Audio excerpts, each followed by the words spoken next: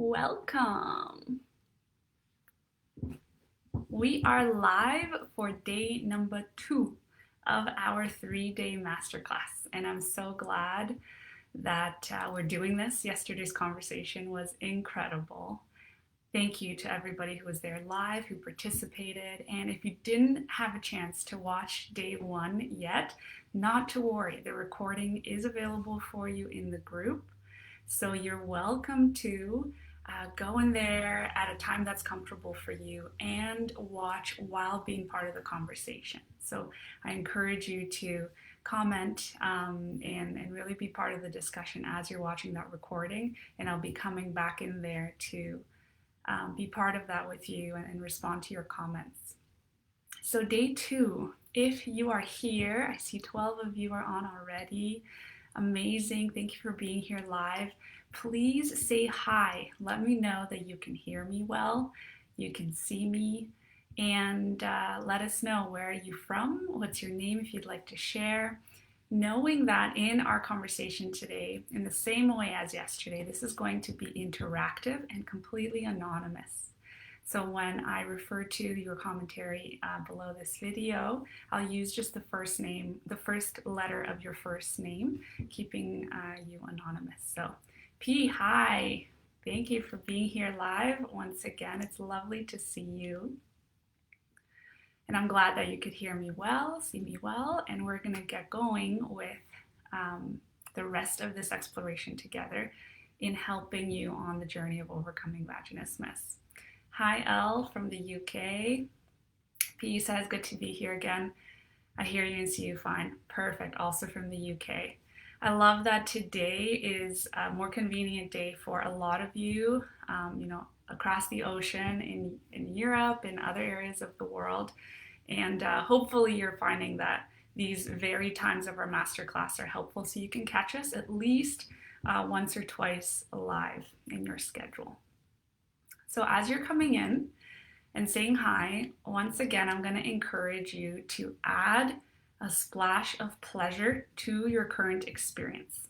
Today is all about finding and embracing our authentic sexual self, who we really are inside as a sexual being, in the identity that has been there all along, but we may have been disconnected from, and we may have felt very distanced from that part of who we are as a sexual being. So to add a splash of pleasure, you might want to get a nice drink. I've got my tea here. Yesterday I took a sip and I didn't go back to it for the full video, so maybe this time on my own journey of getting more and more into pleasure, I'm going to be able to indulge in this tea a little bit more with you today.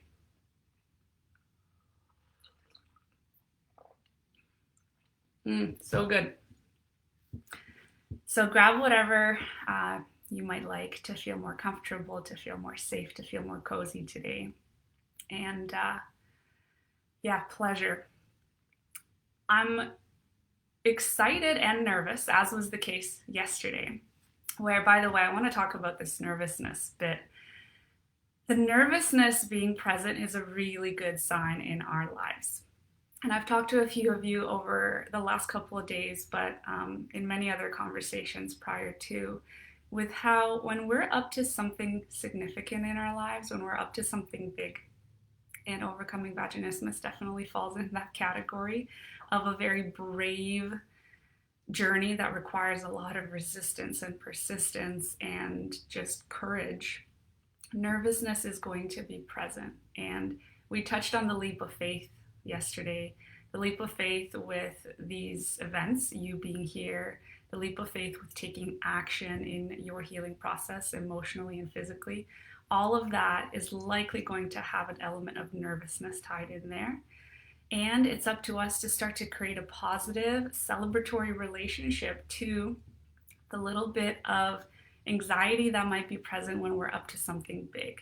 So in my system, when that feels like, it could be a little bit of jitteriness, a little bit of butterflies in my stomach, some warmth in my heart, which is present right now as we're about to dive into this topic of pleasure that used to be very, very out of reach for me, seemingly. It was not part of my reality as much as it is today to that level. And so it has been a massive exploration that I'm looking forward to giving you an insight into today.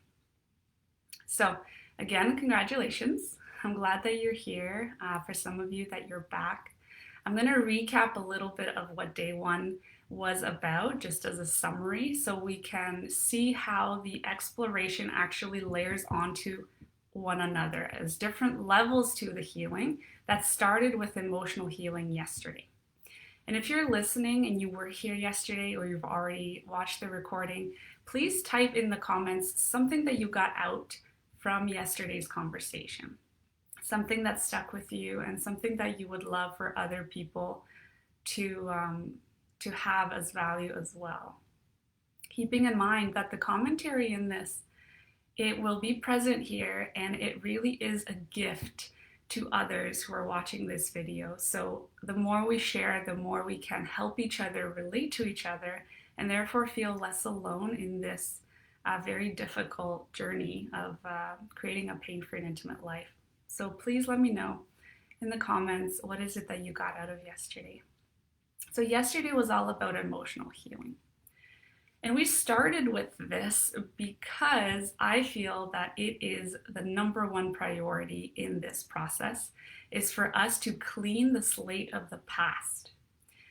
And I use this terminology. I explained why that is kind of a relevant way to put it.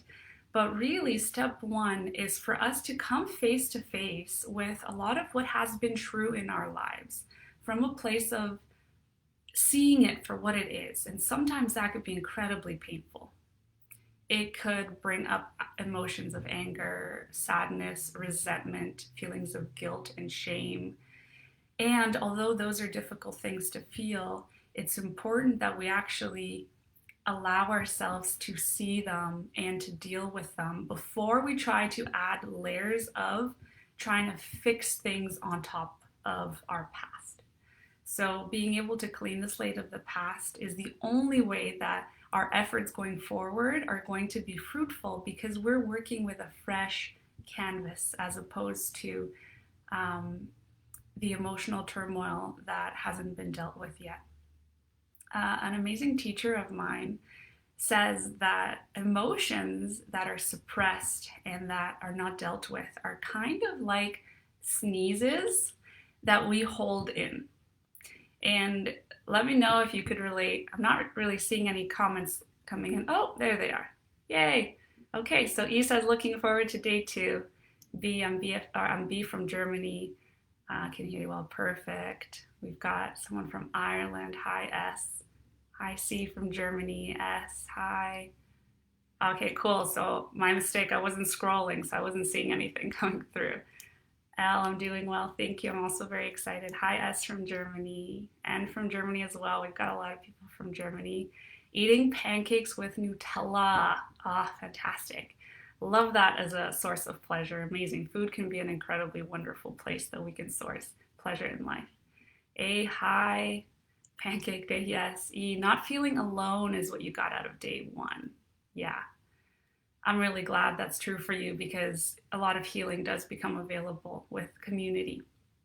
S says, Vaginismus is not you. That's what she got out of day one. Amazing. I love that. Yeah, language creates reality. And one little tip I gave is to avoid using language such as dysfunction or condition or disease when we speak about vaginismus, and also to avoid saying my vaginismus, as to not make that part of our identity, who we are, because vaginismus is not you. S says, yesterday when you said vaginismus was not something you have, it's something you experience. That was a game changer for me, and I've already changed how I'm talking to myself. Yay, so happy to hear that, S. Amazing. And D says, holding on to a sense of hope with each little step. Yeah, because often we could look at that mountain for what it is, the massive elephant that we have to eat, which is so overwhelming. But being able to do that one little step at a time really goes a long way. And before you know it, you are almost at the peak of that mountain, and you can't even understand how you got there, because the whole time you were focusing on that next step one by one by one. Awesome. Great. Okay, so coming back to pleasure.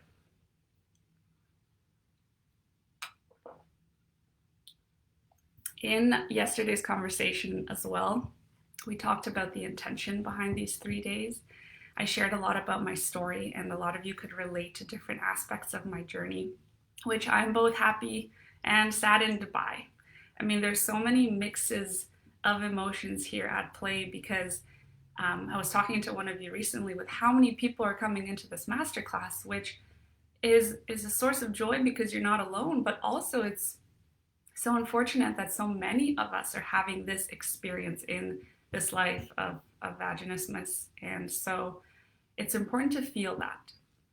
And as I was saying about the sneezes, when we hold on sneezes or we hold them in, like emotions, they just build up. And it's a very uncomfortable feeling, isn't it, when you're holding in a sneeze? And imagine that pressure just kind of building up and up and up and up and up. And as emotions do, they get stuck. And we don't allow them to complete the cycle of being felt as an experience, expressed, and allowed to exit the body again. So it's this completion of a cycle of life's experiences, of the emotions that are inevitable in this human experience, that is very important. To allow ourselves to see the gunk, the different forms of trauma we may have experienced, as we talked about yesterday, and to allow that to complete the cycle fully. Some of the practices I mentioned to help with that are incredible because they allow us to process what may be sitting within our system unprocessed. And that is how we clean the slate and we come to a fresh start and a new beginning, which we get to build on. So A says, what's a good word to refer to it? My friend was undermining it before I described it as a conditioned disease. I don't like to use those words, but I needed her to understand. Great point, A. That's a great question. So what's a good word to refer to it? Again, there's this balance of having us be understood and heard and taken seriously, while also not creating a reality that we are broken. And by creating a reality, I mean the inner dialogue that happens, the external conversations we have with people and how we explain vaginismus. So I think that what you did is perfect. Sometimes we can communicate in a way where we're speaking to someone else's listening, even though we know in our heart that that is not entirely an accurate way to put it.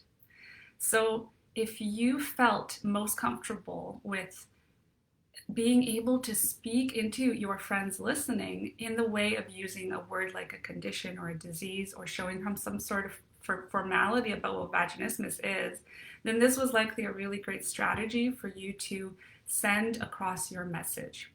And what's key there is that you yourself don't believe that you're at the whim of a disease or that you are dysfunctional. That's just the garbage that comes with this terminology of vaginismus is a sexual dysfunction. It is absolutely not a sexual dysfunction. It is simply the way that your body is reacting to a perceived danger. It's a body response. So A says, thank you. I am glad that helped. Yes, so the clean slate is kind of what we talked about. I shared my story that you could relate to. And we also talked about many different categories of causes of the body response of vaginismus. And I want to note here, you can go back and listen to what those categories were, but I want to note that we really did focus on primary vaginismus in the explanation of those causes. So there's two types of vaginismus, primary and secondary, where primary is if you've experienced the tightening response, the involuntary contraction of your pelvic floor muscles, ever since you tried to have penetration, whether that was with a tampon or a finger or a sex toy, or maybe even a penis at your first time of trying penetrative sex. If you experienced a challenge with that ever since the first time you tried, that means you're experiencing the category of primary vaginismus. While secondary is what comes with additional experiences in life where you already were able to have a pain-free experience of penetration in your life. And I was talking to a few of you. Let me know if you here know that you're experiencing primary vaginismus or secondary. Type it out in the comments. I was talking to some of you recently who were experiencing secondary vaginismus, and I just want to note that this is also very common, and it can be a result of many different things. For example, giving birth and the physical injury and physical trauma that results from giving birth can be a cause of secondary vaginismus. And menopause is another very big one that I'm having more and more conversations with you about. Menopause in itself creates such a slew of changes in the body.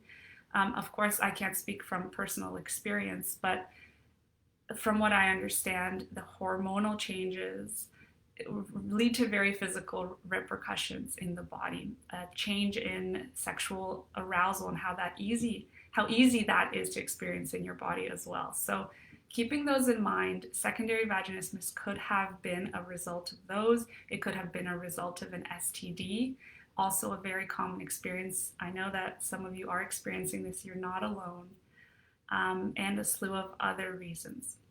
So I'm seeing that we've got C, E, B with primary, S primary, A primary, D secondary, P primary, primary. Yeah, mostly primary, S says secondary. So I've seen about an 80% to 20% split with people who are experiencing primary versus secondary. S maybe having some video challenge. Hopefully it hasn't stopped for everybody. If you could refresh your page, that might help.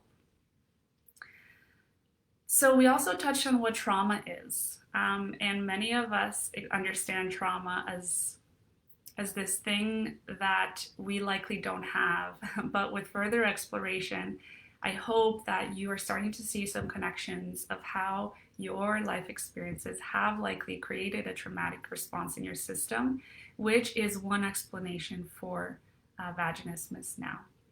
So S says primary vaginismus till I was 35 years old. A says I know 2 girls with secondary. Okay. Great, so that is a bit of a recap of day 1. If you'd like to share anything else that you got out of day 1, please go ahead. And now we're going to jump into today and tomorrow, which are all about building on, in a positive sense, the retraining inside of the mental body, emotional body, physical body, and really largely we're going to talk about the nervous system and how we can help the nervous system come to a place of balance from which newness in life experiences can be built. The nervous system has been very significantly impacted by whatever the cause of vaginismus may have been for you. And for many of us, this may have led to tension being stored not only in the pelvic floor, but in other places in the body, because we've been on high alert in life for one reason or another. I wanted to touch on this in the context of perhaps panic attacks. Let me know if you've experienced a panic attack in your life.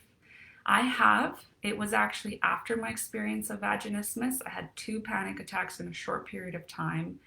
And something tells me that I needed to have that also to be able to relate to people more closely in what that feels like. And it is absolutely terrifying to feel a panic attack, to not be able to breathe, and to feel completely, out of control of your own body, as vaginismus has us feel anyways. But this high strungness of the body that may create panic attacks and may also create a sense of jumpiness in our system is very common. If you haven't experienced a panic attack, let me know if you could relate to this. I remember that I used to be very jumpy. A slight noise or a surprising hello, or somebody opening the door or coming into a room while I was in that room, even if I was relaxed or maybe I was focused, it didn't really matter. But I would find myself jumping and getting startled very, very easily. And this is all about how we are wired in that current moment to the unknown, where we may have been very high strung, largely for me due to the readiness I had for life, the fear that I was holding in my system, and the physical tension that I was holding in my system that made my nervous system on high alert. And it also didn't let me have very easy access to the parasympathetic nervous system, which is the one that helps us be calm and collected and cool. So I'll read some of these comments here. I have multiple times, always with my fear of heights, about the panic attacks. D says, I get anxiety pains in my muscles. Yes, very common. E says, I have had 2 or 3 panic attacks and bad anxiety a few years ago, although it's not as bad now. I'm glad that it's getting better, E. That means you're doing wonderful work in the emotional healing journey, so congratulations. A says, otherwise I get anxiety attacks as well. I'm also so jumpy. People always make fun of me for getting scared every time they come into a room that I'm in. Yes, I can so relate to that. P, each time my brother came into a room and started talking before I saw him. Yeah. So what's happening here is that our body, our mind, is living in a state of readiness to engage in a survival mechanism, which is really what vaginismus is. The muscles are always in a state of readiness to protect. So this jumpiness relates to the nervous system because we may have been on high alert for so long that we actually may have even experienced adrenal fatigue. Our adrenal system has been running over time for so long that we are practically running on a really low fuel tank for taking all of life's surprises with ease and with relaxation.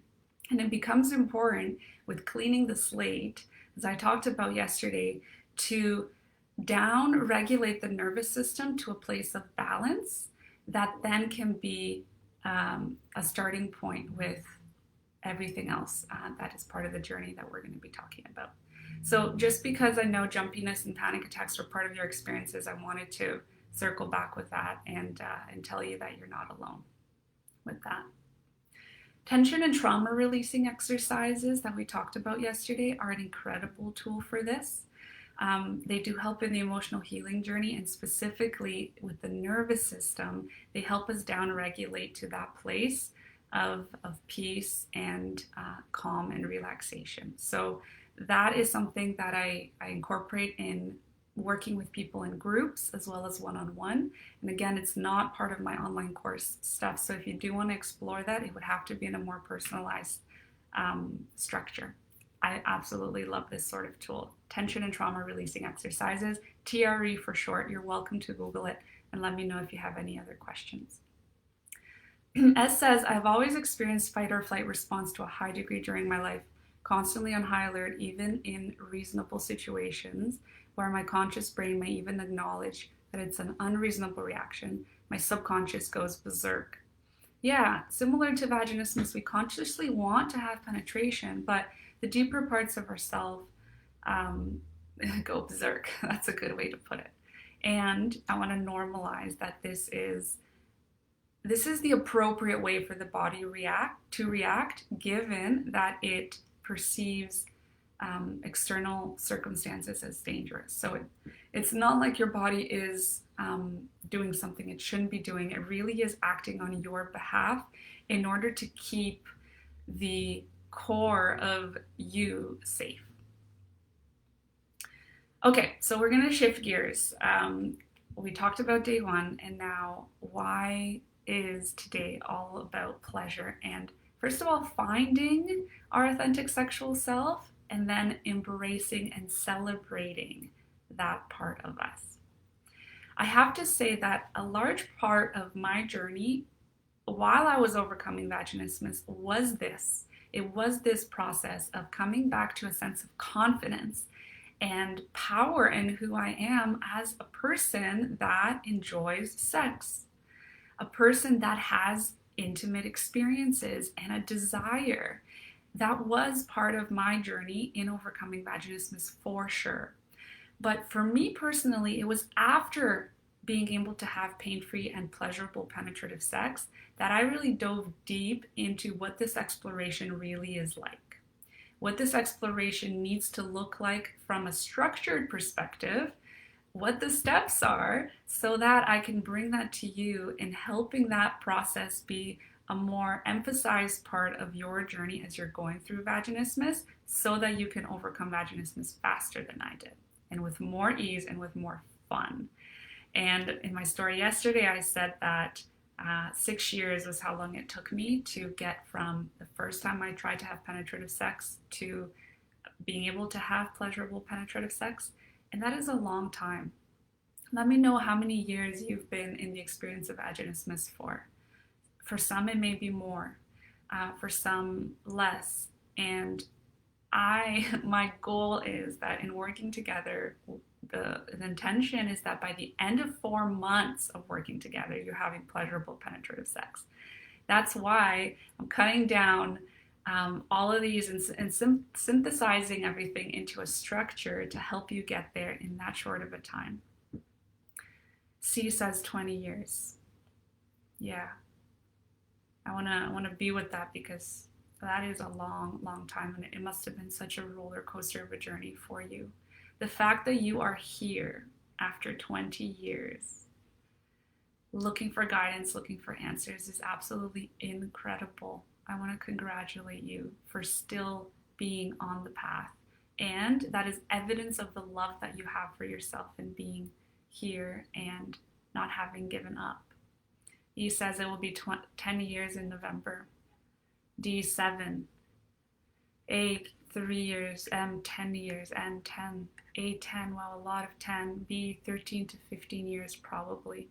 P says 6 years since the diagnosis, since the first attempt with a tampon. We're talking 30. S, 16 years. A, I think my first PIV attempt was November or December 2019. And S says 3 to 4 years.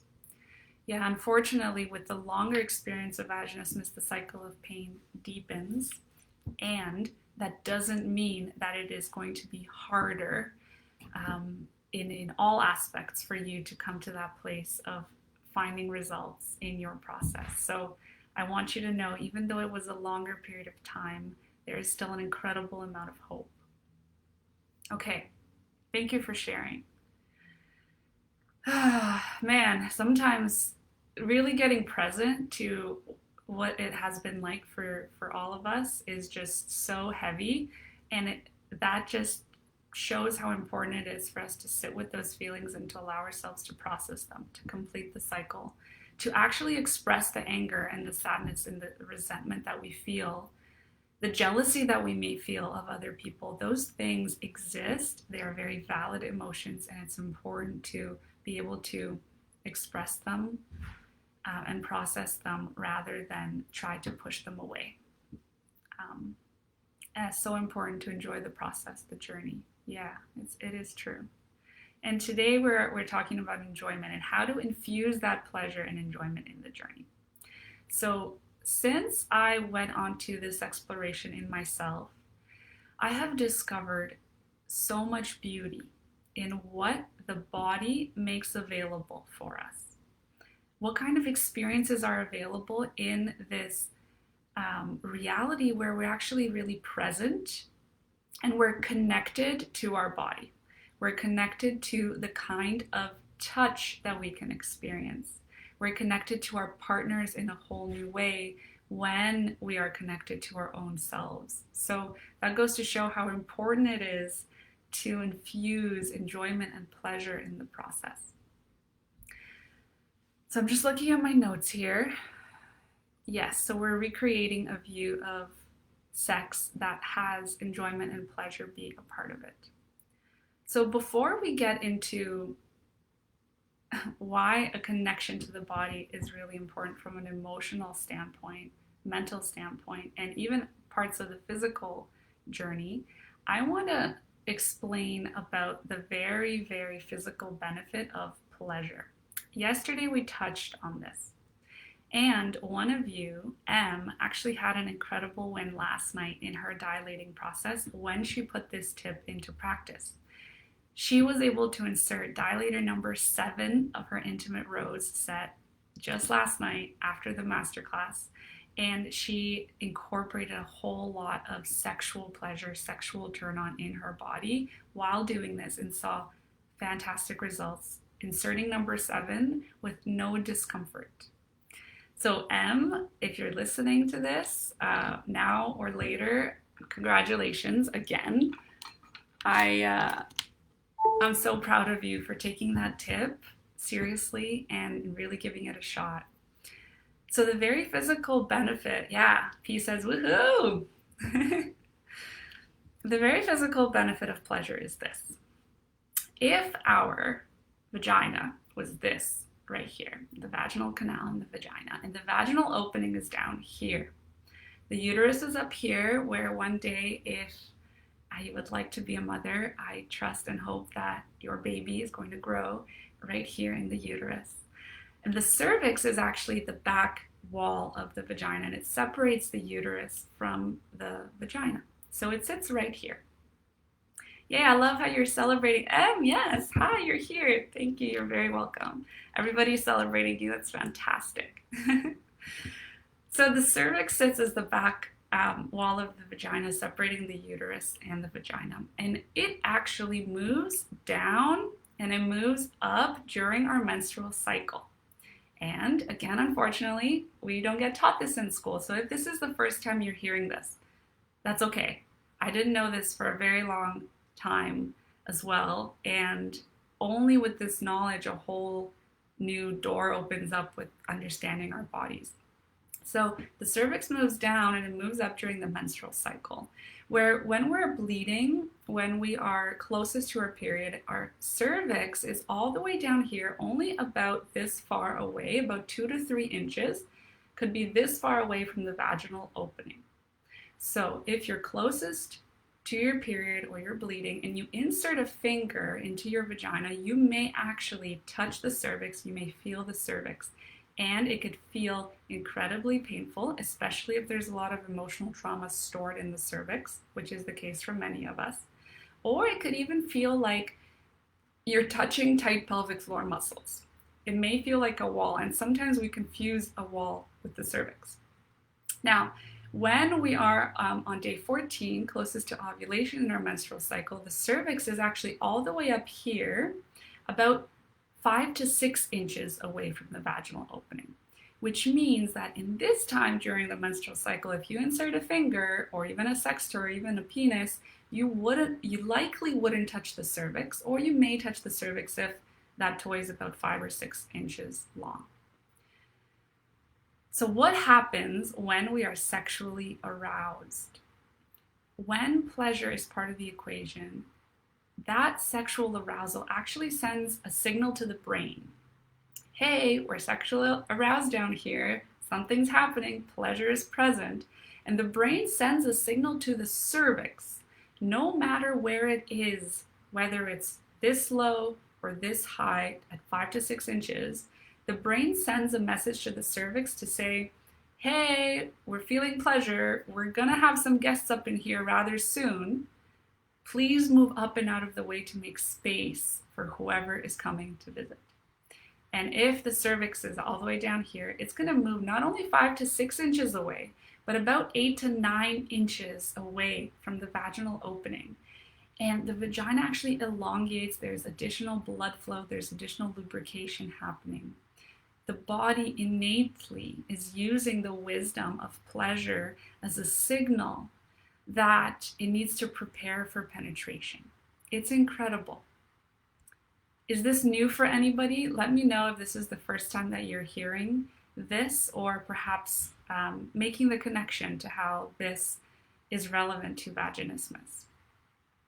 For me, when I speak with people during consultations and I tell them about this, I love what happens because we start to gain more of an understanding and a sense of awe, a sense of respect for what our vagina is capable of doing and how our body actually works together in preparing us for a penetrative act. B says new for me, L says new for me. Yes. So before talking about pleasure in any other aspect, this very physical benefit of pleasure is incredibly important to understand. This is why, when we're going to talk about dilating, trigger point release, pelvic floor relaxation exercises tomorrow, we want to be connected to pleasure through the entire process. No more of this, let's dilate just for the pure medical benefit of stretching the muscles and um, being having dilating be a very purely medical process. We want to be infusing and incorporating pleasure throughout, partially for the benefit of this cervix movement, and very much also for the benefit of the physical relaxation that happens with the muscles, and for the lubrication and the blood flow that helps us come to a place of relaxation. So E says, only found this out a few months ago speaking to you. Yeah. S says, new for me too. S, I knew this, but not from sex ed. Awesome that you did know this. Fantastic. But yes, B says, why is that never mentioned in sexual education? It does anger me that in our sexual education, we are having the conversation from the lens of fear, protection from STDs, from pregnancy, from not being viewed as a slut, not being shamed in any way. We never talk about pleasure in the beauty that pleasure is. And from this very physical benefit, you would imagine that as we learn about the anatomy, we also learn about what happens in our body during our menstrual cycle. It's awful. But now you know, and with this new knowledge, a lot more becomes possible. A says, I knew this but don't remember why. Yeah, must be from sex positive Instagram accounts or YouTubers. Yeah, thankfully there are people out there also talking about this. C says, I never knew that, but it makes sense. I found dilation easier after orgasm. We're going to talk about the timing of orgasm more tomorrow, but I also want to note right now that an orgasm is a pelvic floor contraction in itself, particularly a clitoral orgasm is. We kind of often hold our breath, we tighten, and we kind of squeeze to create that pleasurable sensation and to heighten the pleasurable sensation. Because orgasm is a contraction, if you are going to be inserting a dilator after your orgasm, it's important that you wait about half a minute to let the pelvic floor muscles come from their contracted state of orgasm to more of a relaxed state again. I talk about this over video in my online course and more about the intricacies of the timing, but this is one key tip that I hope you can take away and put in your own dilating practice even now, in waiting a little bit after your orgasm during dilating, or arousing yourself to a point that feels really good but you haven't yet orgasmed, in which your pelvic floor muscles are very, very relaxed, then inserting the dilator, and then if you'd like, orgasming while the dilator is inside, or perhaps after you take the dilator out. So this second way of doing it was the way that worked best for me. And sometimes I would orgasm and then I would dilate and I would perhaps orgasm again. So I invite you to take a little bit of a playful approach with this and see what works best for you in your dilating practice. Elle says, whoa, that's big news. I've never ever been taught anything even remotely close to this. This should be taught in school. Absolutely. One of my missions is to bring this sort of conversation in schools so that we can prevent vaginismus from occurring as opposed to only dealing with it after the fact. Yeah, I always find it so weird feeling the contraction post-orgasm. Does this contraction for anybody hurt? The contraction post-orgasm during orgasm, because this is also a common experience with pelvic floor muscles that are tight, as is the case for us. Very often an orgasm can actually also create spasming internally that adds to the pain. So sometimes the timing of this is a little tricky because we need to relax the pelvic floor muscles enough first to then be able to incorporate pleasure that doesn't actually involve any pain from the spasming of the pelvic floor. Okay, So we've talked about the very physical benefit of pleasure and why it's important to come back to a sense of presence and a sense of calm in our nervous system before really moving on to a dilating practice. Before we poke ourselves with a dilator, I mentioned yesterday we need to heal our emotional wounds, and we also need to start to see ourselves as worthy and deserving of pleasure throughout the entire process. It is mind-blowing to me that in our journey of getting to a pleasurable sex life that has no limits, where penetrative sex is also pleasurable, we're often told that in the steps leading to there, pleasure is not part of the equation. It's like, do something that doesn't cause pleasure so that you can one day do something that is pleasurable. It's just wild. A says it doesn't hurt, but sometimes feels a bit uncomfortable. S, my leg cramps. Is that the same? Yes, it is absolutely related. If your leg is cramping up and you're feeling that spasming, that's very much related to the pelvic floor because the pelvic floor muscles are very connected to the legs. I've created stretching routines about this, specifically working with other parts of the body to come to a place of full body relaxation, not only looking at the pelvic floor, but looking at the holistic view of our body physically. So yeah, legs are very connected. L says, yes, sometimes after orgasms, it feels almost like period cramps. A, sometimes it hurts more removing the dilator after orgasming. Yeah, okay, we're going to talk about that tomorrow more because that burning sensation of removing the dilator is something I experienced. It's something most of my clients experience as well. It is very, very common, and it becomes extra important for us to be acutely aware and in control of our pelvic floor muscles upon removing the dilator. One of my beautiful clients, as she called this kind of like as a suction sensation. Sometimes there's like a grabbing where your pelvic floor is trying to hold on to the dilator, keeping it inside. And for some of us, the experience is also the pelvic floor trying to push it out.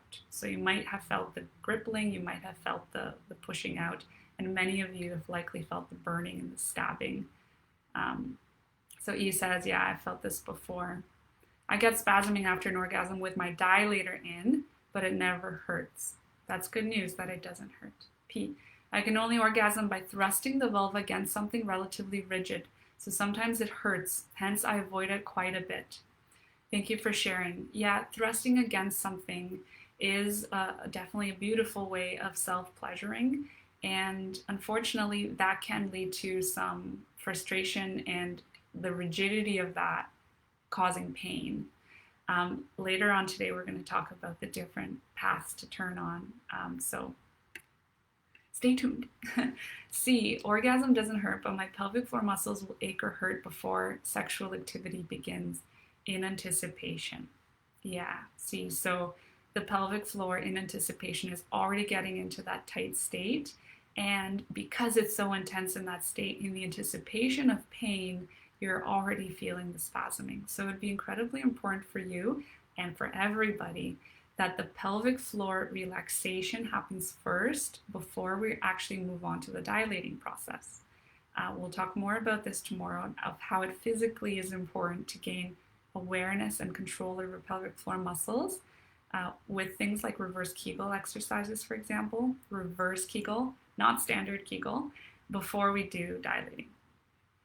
S, I usually remove the dilator before orgasm. I guess I still don't associate dilators with pleasure and then move to the clitoris to orgasm. Yeah, very common. I would say that in my entire dilating journey, the pleasure was because of clitoral stimulation. It was not pleasurable, in my experience with dilating, to be inserting and thrusting. I got to a place of neutrality with that. Neutrality, pain-free, okayness, with clitoral stimulation being the source of pleasure. And about 70% of vulva owners have that same experience throughout their entire sex life, that they need clitoral stimulation in order to orgasm. However, I do think that this statistic is actually overstated simply because we haven't explored to a higher degree different ways of internal stimulation that is incredibly, incredibly pleasurable. So having said that in my dilating process, I only got to a neutral and pain-free sensation with the dilators, I want to note that after being able to have penetrative sex, I discovered a whole new world of pleasure that's available with a partner through penetrative sex that is very, very, very pleasurable and even doesn't always require clitoral stimulation. So there's hope for that. And I hope you don't find that, you feel discouraged that dilating itself isn't pleasurable for you yet. It doesn't mean that penetrative sex won't be pleasurable for you, either by yourself or with a partner. P, with some lubes, also stickiness when removing the dilator. Yeah, likely water-based lubes are creating that sticky sensation. Water-based lubes tend to do that just because they dry out. But also it'd be very important to look for the pH level and the osmolality level in the lubricant to make sure that you are not causing your vagina damage. And I have resources on that. I've written blog posts with what is important to look for in a lubricator. That is my hope, and it's been for some time. Yeah. Okay. So tangent, but I'm so glad that we're having a conversation in this, and we're really sharing experiences. So, other than the very physical benefit of pleasure, we need to incorporate somatic experiencing practices in the process in order to actually find a safety in our nervous system.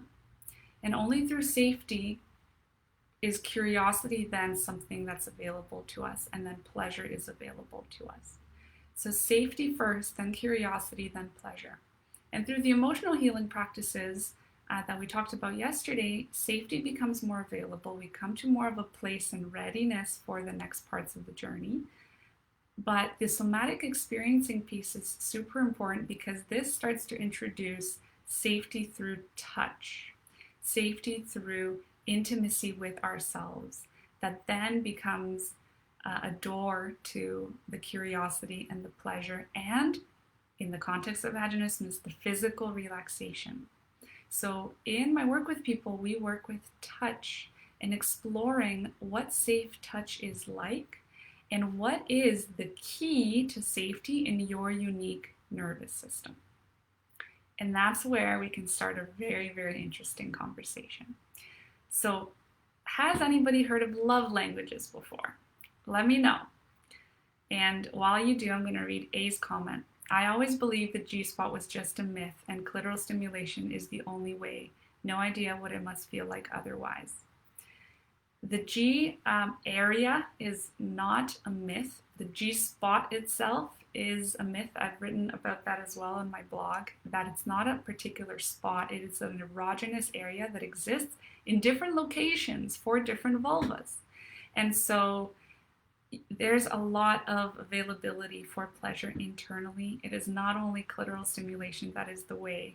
There can be cervical orgasms, full body orgasms, heart orgasms, nipple orgasms. There is a massive blanket of possibilities that I'm really excited for you to explore. And I haven't explored all of them myself, so I'm definitely still on my own process with that. As says, same here. For me, the pleasure with dilators was due to clitoral stimulation. Yeah. Actually, vaginal orgasm is also clitoral, as the clitoris is inside of the vaginal wall, if that makes sense. It is, yeah, great point. Thank you so much for mentioning that. Yeah, so clitoral orgasm really is encompasses both external clitoral stimulation and internal clitoral stimulation, because the clitoris does extend inside of the vagina. And therefore, some of what we experience as pleasure internally is actually clitoral stimulation as well. And other types of internal clitoral stimulation can be actually more attuned to the G area, or other erogenous zones that simply don't have a letter assigned to them in our societal expectations of what orgasms are. Every vulva, every vagina is unique, and exploring the erogenous zones for you would be very, very fun. Once, of course, it's not a pleasure or it's not a location of pain. Okay. So L, you have heard of love languages. E as well. Yes. Mine is touch. Beautiful. L, yes. Okay, so yes on love languages. Mine is words of affirmation. Fantastic.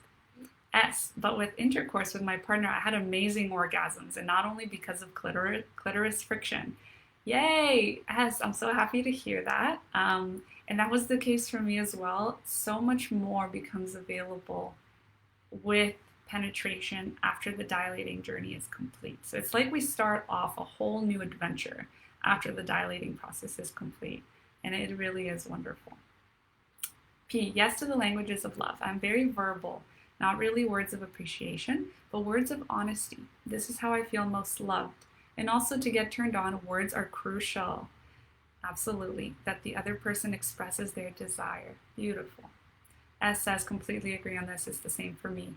And S says, so important, the safety in the intimacy and touch. Okay, so why do I bring up love languages? If you haven't heard of love languages, they are a system which explain how we are wired to feel romantic love. And the love languages categories are words of affirmation, acts of kindness, quality time spent together, touch, and gifts. So in a relationship with ourselves and in a relationship with another human, it becomes important that we are present to what our love language is and what the love language of our partner is as well. And that can be a combination of them, by the way. So it isn't only one that matches us and that explains what our experience of romantic love is. Now, an example I can give is this. There can be a mismatch that looks kind of like this. So let's say my love language is words of affirmation and touch, which is quite accurate. Mine are a little bit of a combination of that, quality time spent together, but not so much gifts and not so much acts of kindness. But let's say my partner is acts of kindness. And this has happened in the past where I wasn't quite sure why he wasn't feeling loved from my side, and he wasn't quite sure why his love wasn't coming across to me. And that was because we had a mismatch in love languages. And so acts of kindness was just not in the palette of things that I thought to give him, because it wasn't in the palette of things that made me feel loved myself. And we tend to give what we like to receive. So I was giving him plenty of touch, and I was giving him plenty of words of affirmation, but he wanted acts of kindness. And it was only after we had the understanding and the awareness and the desire to give each other the things that we needed, I started coming up to his office as he was working and giving him a glass of water on the desk, letting him know with this act of kindness that I'm thinking about him and that I love him. And this was a tiny little shift, but that had a massive impact on how loved he was feeling. And vice versa, he could start with giving romantic love in the way that I was going to receive it, and I was going to understand it more through touch, for example. So love languages are key in romantic love, and I wanted to start with this conversation because there is a concept about erotic languages that I want to dive even more deeply into. The erotic languages, or as Jaya, who is a sexologist, calls them, the erotic blueprints, are her system that explain the different paths to turn on in our bodies. But in the context of vaginismus, I want to talk about the erotic languages as different paths to finding safety in our nervous system that make curiosity and pleasure available. And just like the love languages, there are different erotic languages, different ways that our nervous systems are actually wired to feel safe. And with vaginismus, this exploration is crucial because we need to know in ourselves what kind of intimacy erotically we need in our bodies, on our skin, in order to feel safe enough to then have physical relaxation even be a thing. It's like, which key shall we use for our unique lock? And there are unique locks with no hierarchy here. So it's just how we are wired, what key we need for our current nervous system wiring to be able to unlock the potential that's available with us feeling pleasure in our body. And the erotic languages are incredibly interesting because they give us examples of very, very real dynamics in relationships that you may have experienced. So let me know, have you ever laid in bed and your partner was touching you in some way, but the thought that was going on in your mind, and there were a lot of thoughts going in your mind because you had trouble being present in the experience and enjoying the experience, and you were thinking, well, does that feel good for them? Are they doing this because they're trying to give me pleasure? Because it's actually not very pleasurable. I'm actually not feeling this. They're touching me in a way that feels too fast. Maybe it feels too rigid. Maybe it feels too intense. Or maybe it doesn't feel intense enough. It's too soft. And that isn't how I get turned on. That isn't how I prefer to be touched. So have you had this experience? Let me know if you've ever been with a partner where touch didn't feel nourishing. It didn't feel good.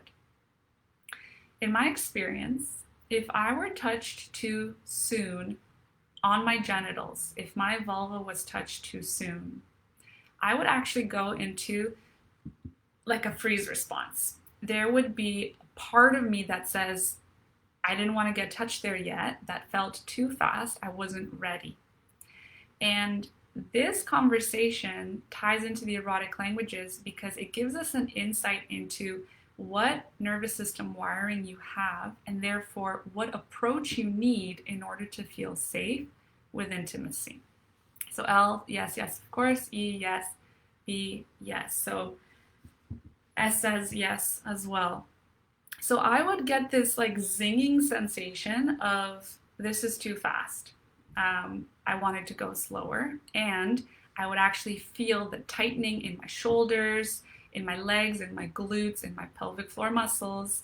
And at that point, I probably wasn't aware enough of my pelvic floor muscles to feel it fully. But looking back now, I know that that's what was happening in the pelvic floor muscles because the body was a no to genital touch.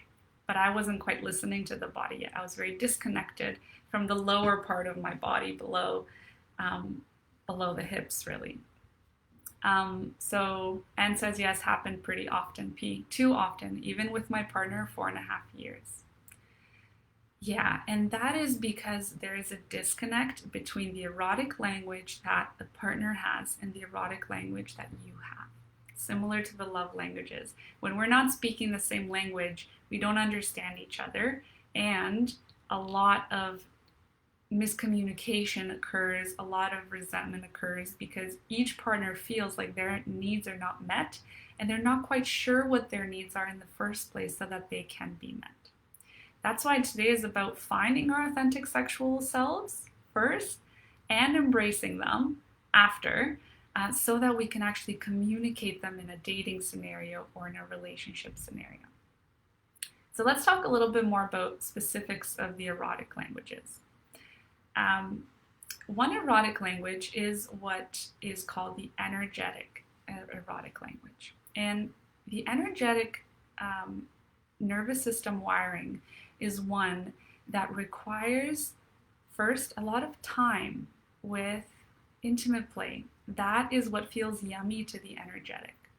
The kind of touch that the energetic prefers is actually a really light, feathery touch. So if I'm using my arm as an example, the energetic touch is almost like you're just grazing the little hairs on your skin. And those of you who've had a one-on-one consultation with me will find this to be a familiar thing in a practice that I lead you on during our consultation to help you discover a little bit about your erotic language. So a light feathery touch, I invite you to do this even right now on your body and to see how it feels. It is not something that we usually give ourselves, so it might feel a little bit strange, it might feel a little bit awkward, but this is a really light, tickly touch that the energetic enjoys, and it could be part of what helps the nervous system feel safe and open and come to a place of relaxation for somebody who has the erotic language that is energetic. Another kind of touch for an energetic, which could actually be incredible, is actually a hovering touch. And this is when you're feeling the energy of another person, when that person is simply close to your skin. They're not touching you whatsoever, but they are close, and there's this sort of desire that builds up. And as I've practiced the energetic language in myself with moving the distance between my own hand and my arm, or a partner's hand and the arm, you start to feel a little bit of like a molasses sensation, which feels incredibly pleasurable in itself. And it sounds strange that this is considered a form of touch, but for the energetic erotic language, this is a superpower that they can actually experience really deep, intimate pleasure through space and closeness and missing, as opposed to touch directly on the body. Let me know if you could relate to enjoying light touch and feeling that to be really nourishing, or if you could relate to the hovering and how this could actually be pleasant for you. P says, since I first heard you speak of safety, I also realized I often feel unsafe if I sense strong desire. So I need a lot more conversations with him. Beautiful share. Thank you for that, because strong desire is kind of equivalent to intensity, and sometimes intensity can be the thing that has us close. So I imagine also P, knowing you and having had a conversation with you and having supported you for some time, I know that for you, the energetic erotic language may be very relevant. So a superpower of the energetic love language, the energetic erotic language, is that you may even be able to have very spiritual, very deep, cosmic orgasms where you're not even needing to be with a partner physically in order to feel incredibly connected to them, and even orgasm without any sort of standard societal form of sex.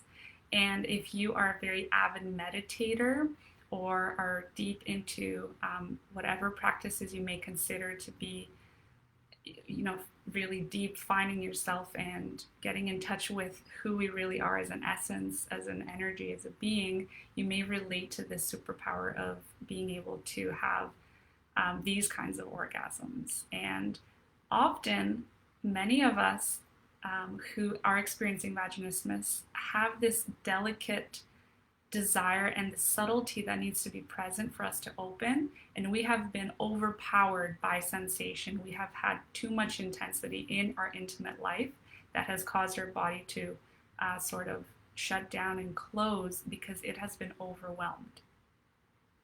D says, I've had 2 very powerful Reiki sessions, but never thought about that approach during intimacy. I love that. Reiki is right up that alley. And the fact that you've had some very powerful Reiki sessions likely means that you're very attuned to energies, which can be an incredible superpower. A shadow, though, of the energetic erotic language is that, like I said, they can be overwhelmed. And if deep emotional connection is not present in intimacy, it's very unlikely that your pelvic floor muscles, your vagina, or your yoni, as the energetic erotic language may call the vagina, the yoni, it just won't want to open because it doesn't feel safe enough. It doesn't feel like the emotional connection is there. So he says, I'm a Reiki master and never realized that. Very cool. Yeah, so also see, you're likely very attuned to energies. And so exploring the energetic erotic language may be the key for you in creating a connection with your yoni in a way like never before. And so here we're talking, spiritual sexuality. We're talking tantra. We're talking breath work. We're talking energy healing, which I've also studied and absolutely love. And this sensitivity that becomes available is so beautiful when being with another person in an intimate situation, being able to feel all of them, not their physical body alone, but their energy, and their emotions. It's like you're becoming one in this beautiful merging. So very exciting for that exploration for you. And P says, wow, the overpowering resonates a lot. Yeah. So unfortunately, with the energetic erotic language and with another erotic language that I'll talk about next, we tend to attract the opposite. So opposites attract. And in relationship, the energetic erotic language, or the second language I want to talk about, which is the sensual erotic language, we often attract an opposite kind of partner, like the sexual erotic language. So, a sensual's superpower is that they can find pleasure from all senses. So that means taste, using food in intimate play, having some chocolate could be really nourishing and helping the nervous system come to a place of safety so that curiosity and pleasure can become present. The sensual may need the music to be just right, the temperature to be just right, for their feet not to be cold. So wearing socks may be really nice for a sensual and feeling that sense of safety in that way. And if something is slightly off, like there's a dirty sock by the bed, or the laundry isn't done, or there have been so many things on that person's mind throughout the day, what unfortunately happens as a shadow is that we get stuck in the head a lot. And so we find it really hard to come down into presence into the body, to be really there in the moment with our partner, because we're thinking about something during intimacy.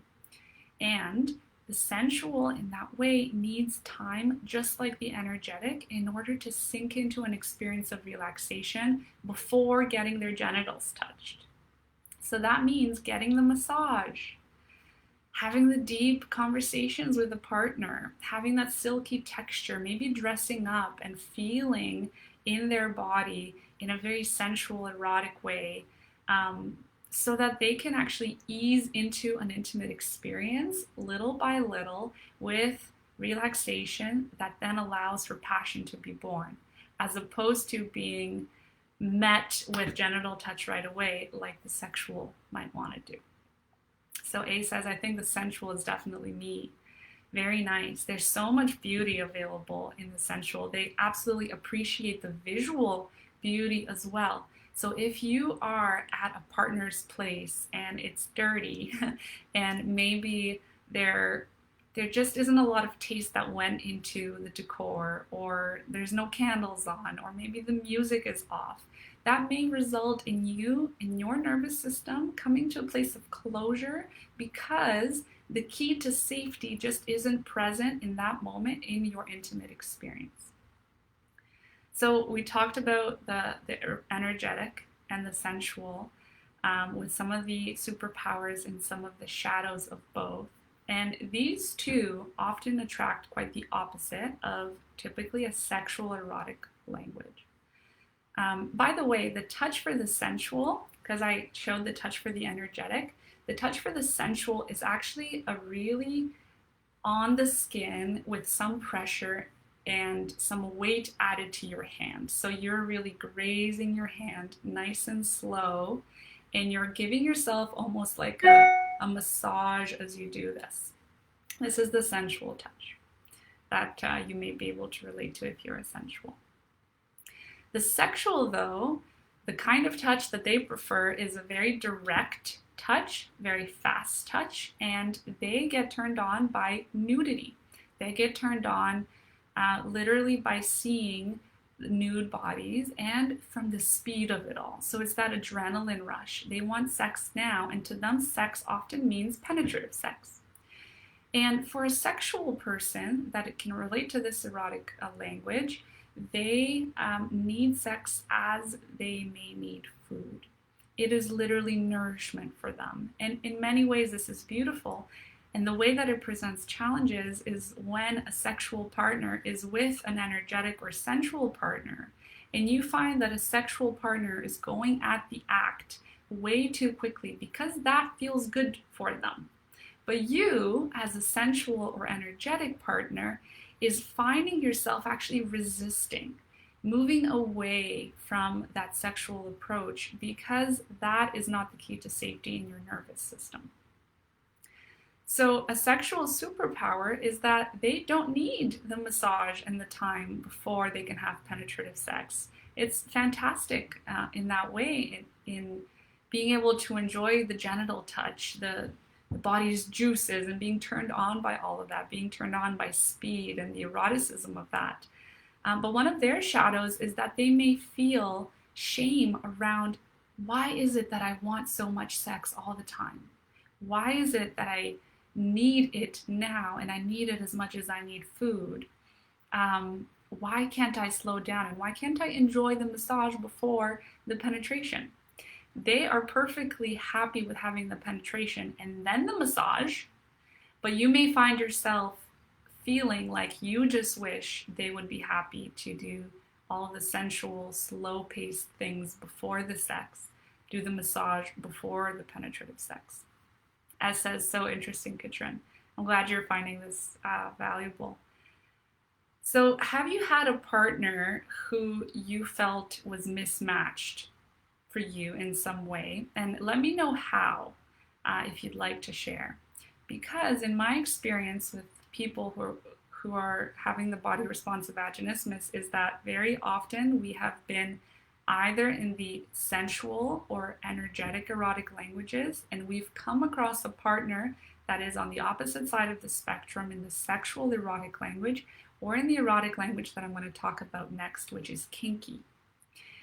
And I've also found that many people who experience vaginismus are also having a mix of kinky erotic language in their nervous system wiring, but have suppressed that in themselves, have found this to be a source of shame, and therefore haven't explored the kinky erotic language enough to benefit from all the beauty that's available there as well. There's so many incredible aspects of the kinky that have a lot to do with control versus surrender, which we did talk about yesterday too. So E says, I think we are mismatched to some degree. D says, really interesting. Can you be a mix? Yes, you can. I feel like a mix of sensual and sexual. Beautiful. Yes, you absolutely can be a mix. The thing about the erotic languages is that you likely have one primary erotic language, and then you have other erotic languages as well that are present in your nervous system that may be almost as strong or maybe equally as strong as your primary one, with some erotic languages that you can't relate to at all. So being a sensual, a mix of sensual and sexual is fantastic. Awesome. As well, the erotic languages that you might find are relevant for you right now, they may change. So in different stages of life, we may explore and become interested in different forms of intimacy of different erotic languages. And so we may evolve in our sexuality between erotic languages. For us who have been in the process of healing, often that does create a change in life between erotic languages, because we go from healing to some more of the adventurous and, okay, let's think outside the box now after our healing is complete. What else do we want to play in? And so the erotic languages change in that way. B says, yes, unfortunately, he was just about PIV. All other possibilities to explore pleasure didn't even count as a sexual experience. Yeah, I'm so sorry to hear that. That must have been incredibly frustrating, because you are trying to stay true to what you like, yet at the same time, you're also trying to satisfy a partner in what they want. But unfortunately, vaginismus holds your no pretty firmly, and it even strengthens the body response of vaginismus, because the body feels like it needs to be a no more firmly in order to feel like it is safe. It needs to tighten so that PIV sex isn't even on the table, so you don't feel like you're betraying your authentic sexual self in that moment. Does that make sense? Yes for feeling mismatched, me being sensual. P, huge mismatch most of the time. A, in my case, I think the mismatchings were solved with communication and love and wanting to pleasure one another. Oh, that's beautiful. Yeah, I remember speaking to you, A, and how much progress you've made in your relationship with being with somebody who is open to that communication. That's fantastic. And you putting in the effort as well with coming to that place of understanding and love for each other and exploring together. That really is the key here. And this is one system which helps us structure this exploration in relationship and in a dating scenario, because there are multiple games that I walk people through to help specifically with the erotic language, embracing of the erotic language. S, so much makes a lot more sense to me now. I think my boyfriend is more on the sexual side, going really for my genitals, while I often feel rushed.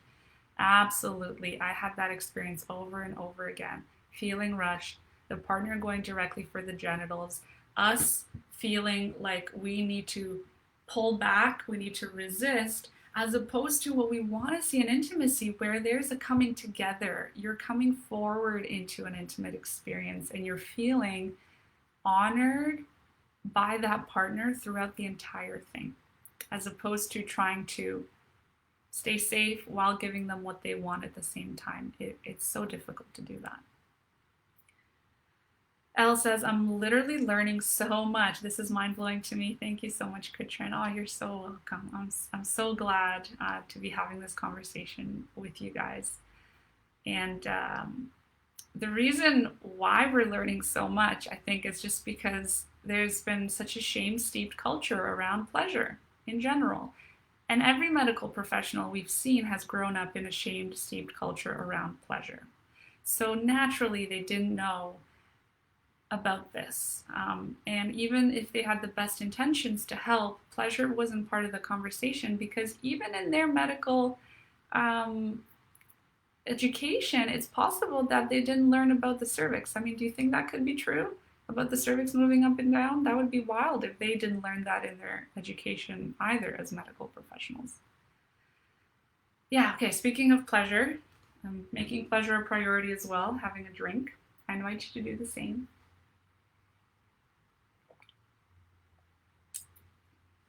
And in my life, one of the stories that I share often as well is about being a high performer. And growing up, as we talked about yesterday, in a family in which a lot of stress was present just because of my parents' relationship dynamics, I felt like I needed to make them proud. And I found that achievement in school and in work made them proud. I tried to keep them together. I wanted to be the best version of myself, so that they had a reason to stay together, so they had a reason to be happy. And so I became a high performer in many aspects of my world. After I encountered vaginismus, that deepened even more, because I felt like I had no control over my experience of my body. I didn't have control over intimacy. I felt like I was failing as a girlfriend, not being able to have penetrative sex with my boyfriend at the time. And so I dove even more deeply into, okay, I can't really be successful here. I'm going to sweep this under the rug, my intimate life, my sex life, and I'm going to go even more deeply into being a fantastic student, being a good friend, being a great daughter, getting a great job, etc., etc.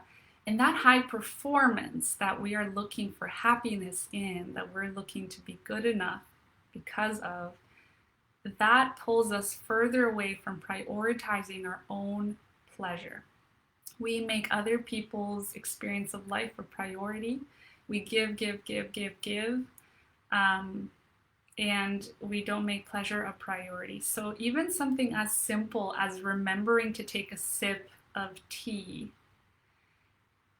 is actually a result of an incredible healing journey that I imagine you have also been on, with trying to make pleasure a priority more so in your system.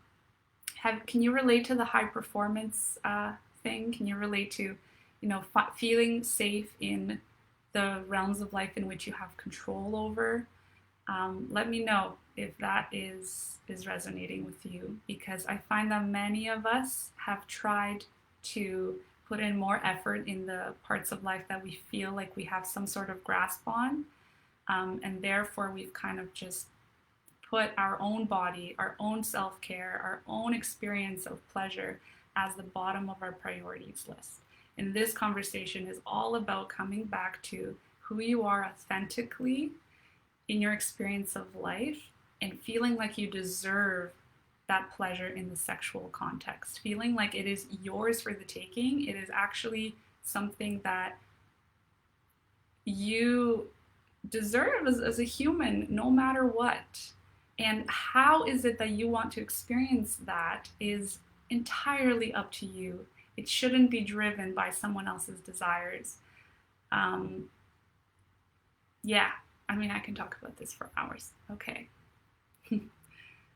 Let's see. It says I was a high performer before I was diagnosed with vaginismus because of similar circumstances. But after I was diagnosed, I went the opposite way and started, and I don't see the rest of that comment, but yeah, probably, and started the self-care and taking care of your body. That's beautiful. Katrin, what you just shared resonates with me at such a deep level. Thank you so much. You're so welcome. Yeah. And like I said yesterday, it is this sort of high performance is what has kept us safe in the world. It has been our survival strategy. And we've tried, as any logical person would, to apply the same survival strategy that has worked in the past to future experiences of life.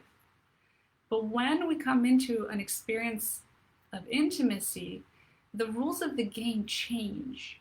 We cannot be in control of intimacy and allow ourselves to open to intimacy in such a vulnerable way. Penetrative sex in itself is the most vulnerable thing in life that we could do, especially as vulva owners who actually need to accept another human being within our body.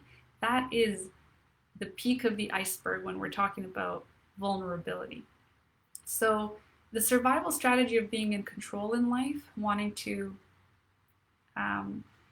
make someone else proud, doing something because of someone else, that just doesn't work in this new game of intimacy. So we need to find safety in surrender rather than safety in control. And that is a massive switch to flip. It's not easy, but it is possible. As says, losing control of everything. Yeah, 100% perfectionist. Yeah, perfectionism, we touched on that yesterday as well. P, yes, we're trained for performance and behaving. Absolutely, we're trained for performance. We're trained to do so we can have.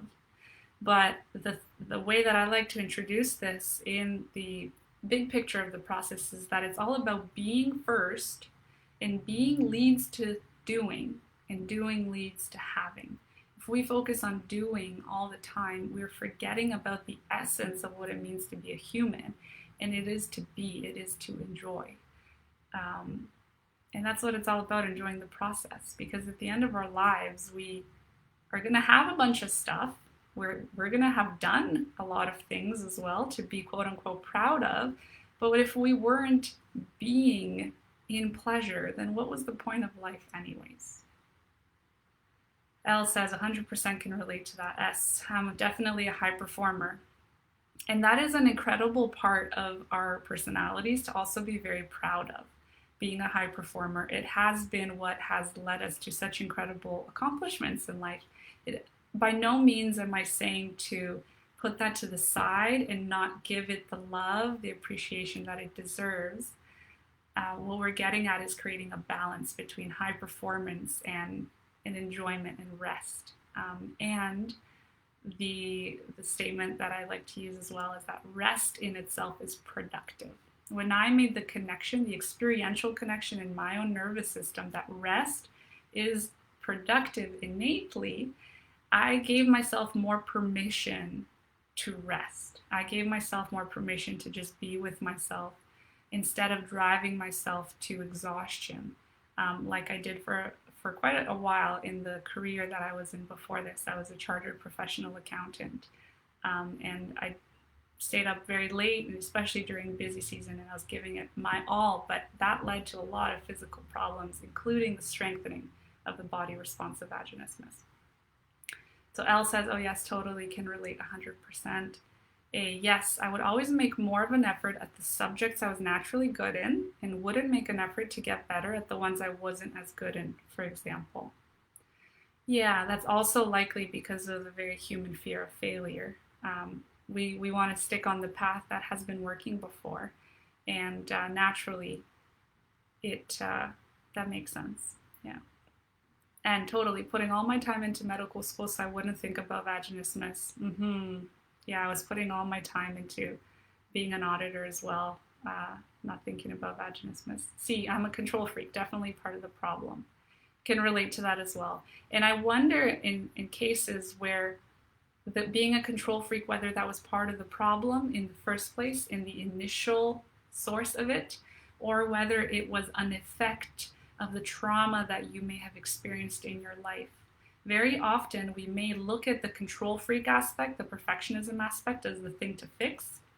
But if we look even further back in life and we heal emotionally from the source of that, we can actually be helping both our perfectionism tendencies or our OCD, if you feel like you're experiencing that, and be helping the experience of vaginismus all at the same time by looking at the source of things. Okay, so back to erotic languages, I want to talk about the last unique erotic language, which is the kinky erotic language. Now, the kinky here is not only about this world of BDSM that you may have heard of. So it's not about, bondage, submission, masochism, sadism. Being a kinky in the erotic language of kinky means that you require intensity in your intimate play in order for your nervous system to feel safe. Intensity being the key word. So as the kinky erotic language, you may enjoy touch, intimate touch that is actually a bit more intense. So we're talking about scratching on the skin, maybe even slapping on the skin and different forms of slapping as well. Maybe hair holding, hair pulling, or some sort of naughtiness which creates a sense of intensity for you in the bedroom. And this is a really beautiful experience. Where a lot of shame may be associated as well in the shadow of the kinky erotic language. For me, I discovered as I was going further and further in my exploration of the erotic languages present in my nervous system after overcoming vaginismus, that I did have a lot of kinky tendencies in myself. I did enjoy the intensity of sexual play. I did enjoy specifically the dynamic of dominance and submission, where I enjoyed for a partner to be in the room with me and to have a sense of he's got this, he's in control. I can fully melt into this erotic experience. I can lean back in my chair on the bed. I can relax because I feel safe in his presence in the room, in his intensity, in the way that he's capable to hold me and nourish me in this very intense way of turn on. So therefore, I enjoyed mostly the submission dynamic of the kinky. And since then, I've also started to play in the dominance dynamic of the kinky, but being dominant was not the thing I wanted at the time. I noticed in the tail end of my journey of overcoming vaginismus that my pelvic floor muscles actually relaxed to a whole new level when a little bit of kink became present in my intimate play with a partner. And I noticed how my pelvic floor just wanted and desired his penis to be inside of me.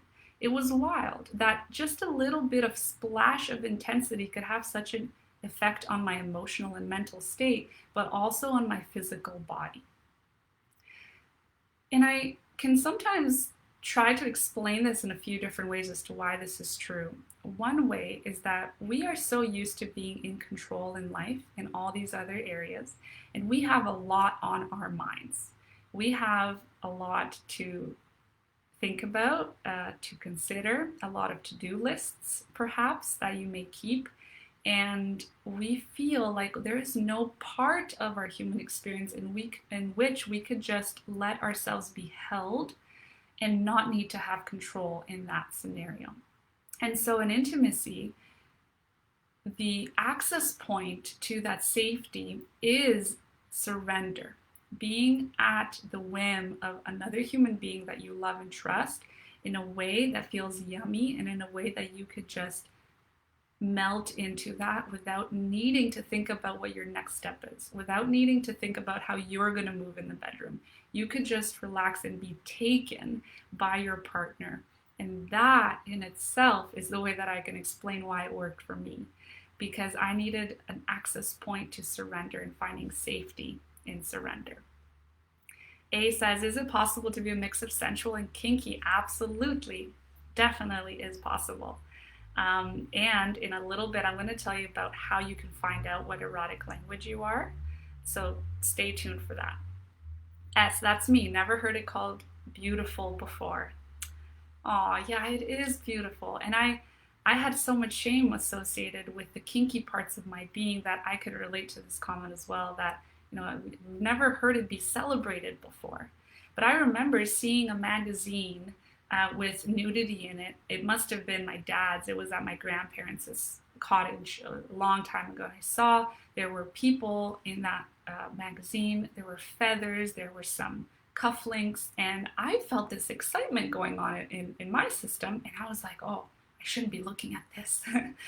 But down the line with embracing, first of all, finding my authentic sexual self, but then starting to embrace my authentic sexual self, I started to dive deeper into the realm of what kinky means and to find so much beauty and so much deep emotional connection that becomes available in the world of kinky, in the world of energetic as well, in the world of sensual, sexual, all of it.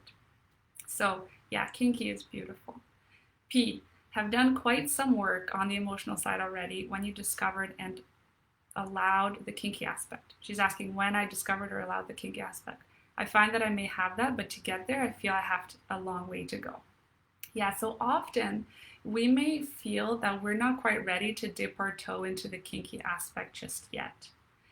And what can be very helpful is working with somebody who has dipped their whole body in the kinky world to help guide you in how you can safely experience this part of your being if it is present. Because at first it really can feel scary, it can feel overwhelming.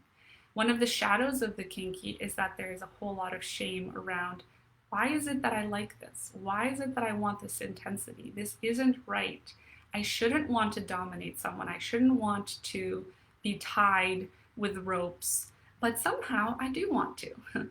And so the emotional healing around the shame would be very important to look at, and then a very slow and safe exploration into how you crave intensity in your life. And for you, P, the mismatch of the partnership can actually be helped with the exploration of the kinky, especially if your partner is sexual and you're finding that you're more energetic or sensual, but you have an access point to kinky.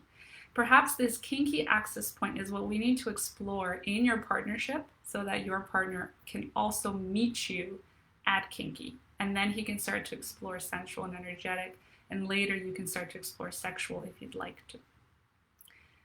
A, thank you, that makes so much sense. Yay, so glad to hear that. P, for me, it's more about the fear of the power being abused. I think maybe some shame, but I can't quite detect it so easily. Yeah, great point. So it is that fear of not being in control as well that can be present. And so some of my clients find that they can't relate to my story necessarily. They don't want to be restrained. I found that when I was restrained and I couldn't move, I could simply say, okay, well, I can't be in control right now anyways. I literally have no choice. Being in control is not an option right now. So what if I allow myself to take a deep breath and surrender? And that was a beautiful access point to me in finding relaxation physically in the kinky erotic language.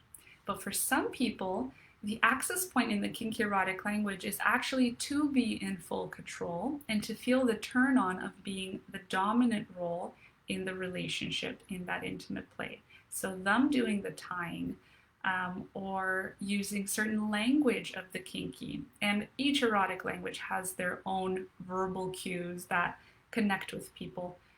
There is a game that we play in one-on-one work together and group work together in which we actually explore the verbal background of the erotic languages, but also which erotic language you are currently in your nervous system through experiencing each one with touch. So there's games that I have set up and I lead people through. So P, wow, really mind-blowing. Thank you so much. You're welcome. I'm laughing about the surrender. No point resisting if you're tied up, right?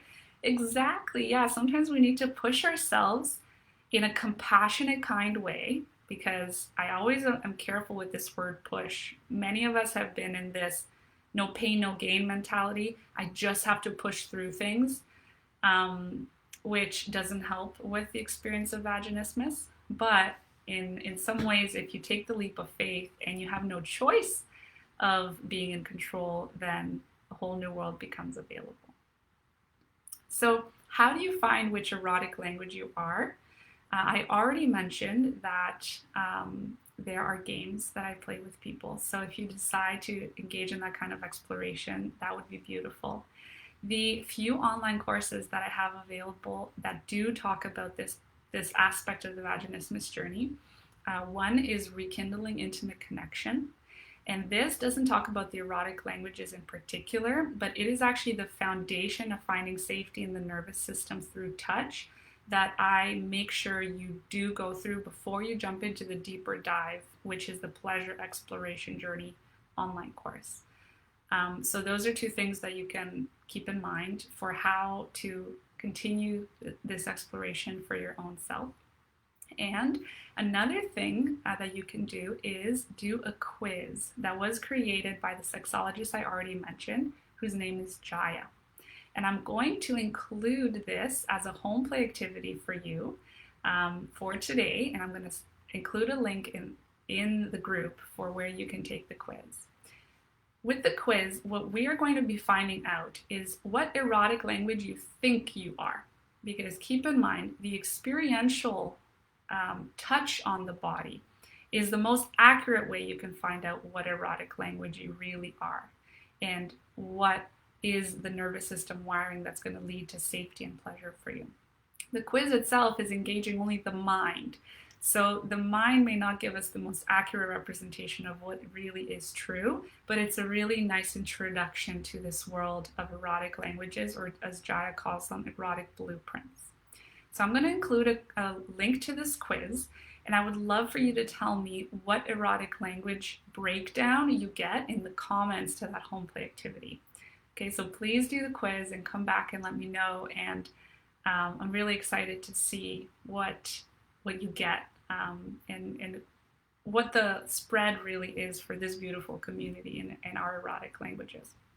With the quiz, if you are doing the quiz with a partner, what I invite you to do is to have your device open as you're answering the multiple choice questions and have your partner be watching you as you do this. Because a lot of the value in understanding each other's erotic languages is going to come from seeing which multiple choice you preferred over which other scenario of multiple choices.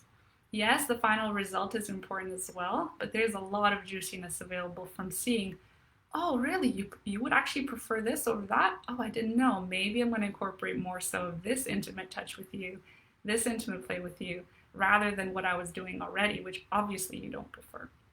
So, especially for people who may find it a little bit more challenging to communicate so straight up about your pleasure preferences, this quiz can actually do a lot of the communication for you. So I'm excited for you to take it. Elle says, it's truly beautiful. Sometimes I just want to be dominated and let go. And then other times it's so nice if your partner just asks you for consent and if certain things feel good. Yeah, so well said. And that's why the erotic languages give us this variety of play, because really sometimes you just want to be dominated and let go, and other times you feel like playing in a whole other erotic language. So very good point. S. When I was in my later teens and sex was not on the radar for me, I would say I was more sexual and maybe even kinky. Then as I became an adult and tried PIV, I became less sexual and lost that spark I feel I have and is still there. I can very much relate to that, because I, before having tried penetrative sex, thought I could be diving into more of the sexual aspects of my eroticism, more of the kinky aspects of my eroticism. Perhaps sensual and energetic weren't at the forefront for me. But when pain became part of the equation, I needed to dive deep into the sensual, very much, into the energetic, quite a bit, and only later to embrace the kinky as well, and to complete the picture of those three erotic languages before sexual even became an option, because sexual was the least relevant for me during my vaginismus journey. Okay, before I start to conclude, I want to show you a few different items that may help in your exploration of the erotic languages. So starting with energetic, we're talking about, just beautiful candles, maybe even crystals. Crystals have very wowing energetic healing properties that you may know about, or maybe you're just hearing about. So something like a crystal in your erotic play, something beautiful like this rose quartz wand, can be a really nice thing to introduce for an energetic erotic language. And this doesn't need to be inserted in the body. It could be used for touch. It could be used for finding compassion, love, acceptance in your body, and just because it's pretty. Literally, the beauty of it can be incredible for both the energetic and the sensual.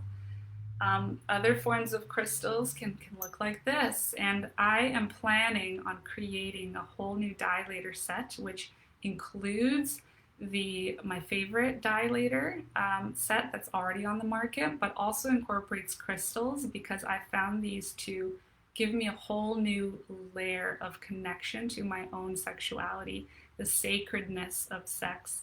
And so something like a crystal one like this in a dilator set, paired with other shapes and sizes in between the silicone dilators, I think could be incredible for anybody experiencing vaginismus, because it adds the luxury back into dilating.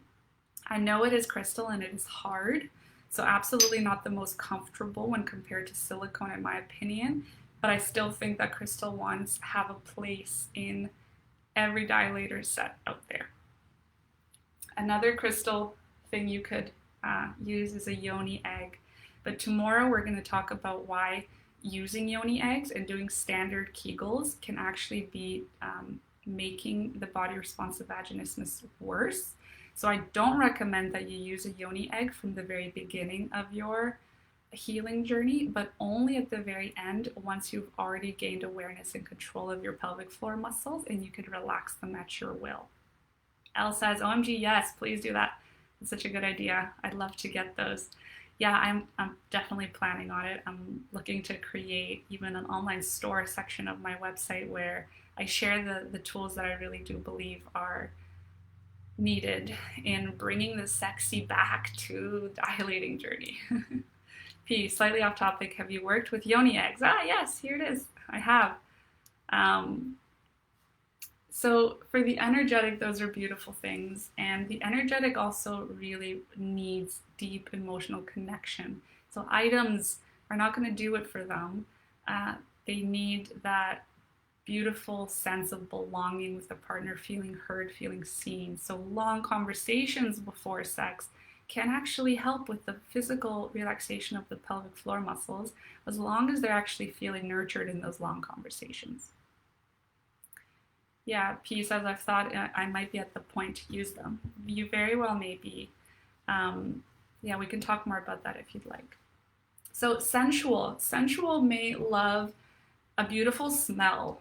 So this Morgasm Mist, this is by Lovability.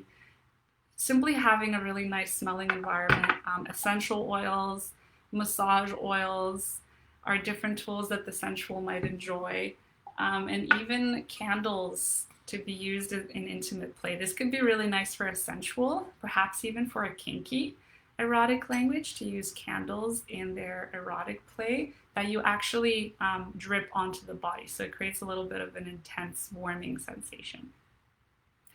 So S says, I've never used the eggs, would love to learn more. We can talk about that, S, for sure. Yes, I'm all about that smell, for sure. I love a beautifully smelling environment. That's the sensual in me talking. The sexual may really like vibrators. And this is my favorite vibrator, the external vibrator that I prefer. It's called KIP. I've written about this and why I like it. Dilating in itself as a process, I really do encourage the use of vibrators, but they're not absolutely necessary because pleasure is available without using any sort of toys or tools. There is no need for a vibrator, but sometimes it's a wonderful way to introduce pleasure to the equation, especially for somebody who may not feel comfortable quite yet with touching their own vulva or touching the clitoris, like was the case for me for a very, very long time. So a sexual might like vibrators, erotic films, erotic novels as well, may be really fantastic for a sexual. And another vibrator that I really like as a potential first introductory internal vibrator is this one. It's incredibly soft, and it is about the size of maybe a size 3 dilator of a typical 8 size set. Finally, I want to show you a few things that a kinky might like. A kinky might like something feathery like this, simply for the idea and the fantasy around that, but an energetic might like a feathery, sensual item like this, like a very light touch. A kinky might also like something like a choker. Maybe your partner would love the idea for that for you as well if they are a sexual and you are willing to play into a kinky. So something like a choker may be really fun for a kinky in creating that intensity.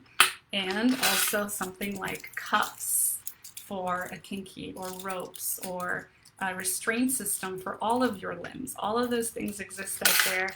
And I invite you to see that as part of the playground that you can start to embrace if you feel the call to want to dive deeper into the erotic language exploration. Okay, so that kind of concludes the content for really the day 2 masterclass. I'm just checking if there's anything I missed here. The final little piece that I haven't talked as much about, but you could find all about it in either group programs, one-on-one, or the Rekindling Intimate Connection online course, is the whole aspect of giving, receiving, taking, and allowing. This is the Wheel of Consent that was created by Betty Martin, and she talks about the dynamics in relationship between when we have been givers or takers, or we've allowed very much to be done to our body, or we have received. And very many of us in the experience of vaginismus have been either givers, but we haven't received enough pleasure in ourselves, or we've allowed for our partner to take pleasure, but we haven't, again, been in the experience of pleasure in our own body in the way that was most authentic to us.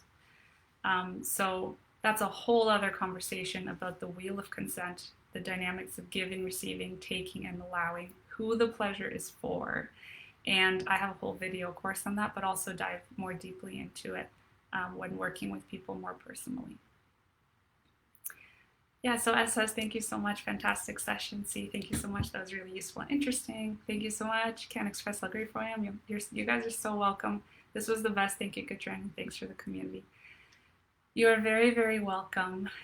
So this does conclude day 2 of the content of the masterclass. If you want to stick around for another 5 minutes, I want to tell you about the group program that's starting this March, in which we can actually continue this community in a group setting in a very personal way.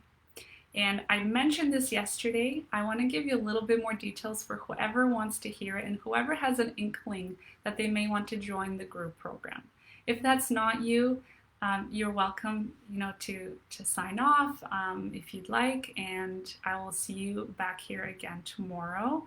As for the home play activities, I'm going to include what those are with completing the cycle of confidence work from yesterday and also doing the erotic languages quiz. So I'm going to include a link for you in the group. You're very welcome. Elle says, I've never felt so hopeful and excited about healing vaginismus. This has been so wonderful so far already, and I'm so ready to learn more and heal. Yay! I'm so happy to hear that. Okay, so the group program, what would that look like?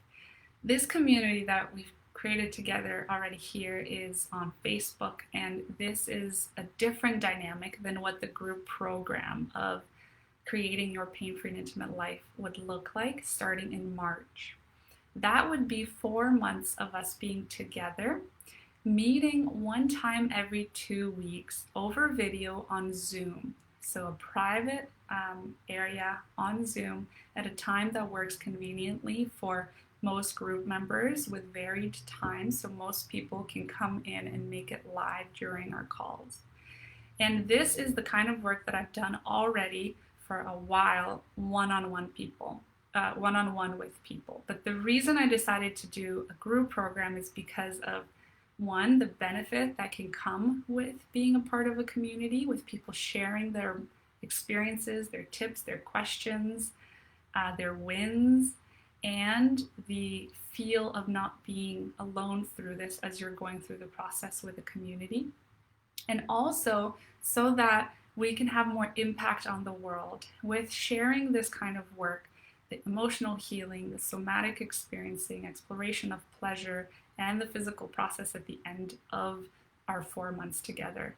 And really make more of an impact with those people who are looking for more personalized support, but they're rathering not do a one-on-one program, which of course is more of a financial investment in working together one-on-one over 4 months versus working in a group over 4 months with having my support during that process. So yeah, we would be meeting one time every 2 weeks for about an hour and a half in our calls.